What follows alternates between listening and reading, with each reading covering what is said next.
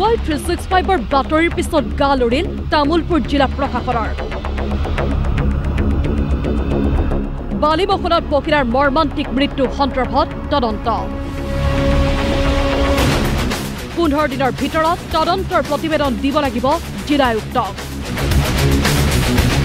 শিলবালি মহলত নিচেই তুষ্ট শ্ৰমিকৰ জীৱন অঞ্চল দাস নামৰ শ্ৰমিকগৰাকীয়ে কৰ্দৰ মৃত্যুক সাবটি লৈছিল তামুলপুৰৰ কালানদী শিলবালি মহলত মহিলাগৰাকীৰ মৃত্যুৰ ঘটনাক গাপ দিবলৈ চেষ্টা কৰিছিল একাংশ ৰাজনীতিক প্ৰশাসনৰ ওপৰ মহলাই কিন্তু DY 365 ধাৰাবাহিক বাতৰিৰ পিছত প্ৰতিক্ৰিয়াৰ সৃষ্টি হৈছিল ৰাজ্যজুৰি বিভিন্ন দল সংগঠনৰ প্ৰতিক্ৰিয়াৰ পিছতে ঘটনা সন্দৰ্ভত তদন্ত ঘোষণা তামুলপুৰ জিলা আয়ুক্তৰ এজন অতিৰিক্ত আয়ুক্তৰ দ্বাৰা হ'ব ঘটনাৰ তদন্ত 15 দিনৰ ভিতৰত জিলা আয়ুক্তক দাখিল কৰিব লাগিব প্ৰতিবেদন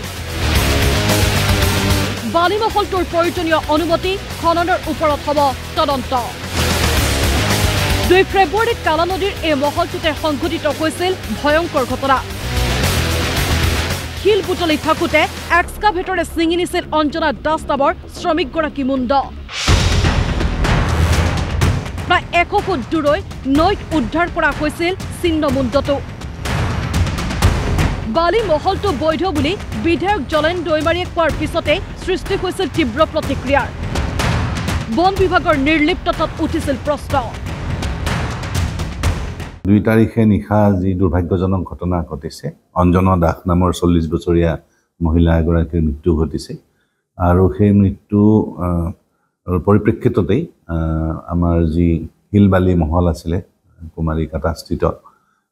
শিলবালি মহল মটঙা নামেৰে সেই মহলত কাম কৰি থকা সময়ত মৃত্যু হোৱা বুলি জানিব পৰা গৈছে আমি খবৰ পাইছোঁ আৰু তাৰ পৰিপ্ৰেক্ষিততেই আমি এটা দণ্ডাধীশ পৰ্যায়ৰ আমি এটা তদন্তৰ নিৰ্দেশ দিছোঁ অনুপম ডেকা এক্সিকিউটিভ মেজিষ্ট্ৰেট তেখেতে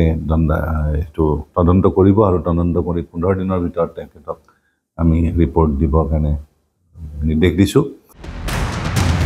ভাৰত ভূটান সীমান্তৰ এই অঞ্চলটোত আছে শ অবৈধ শিলবালি মহল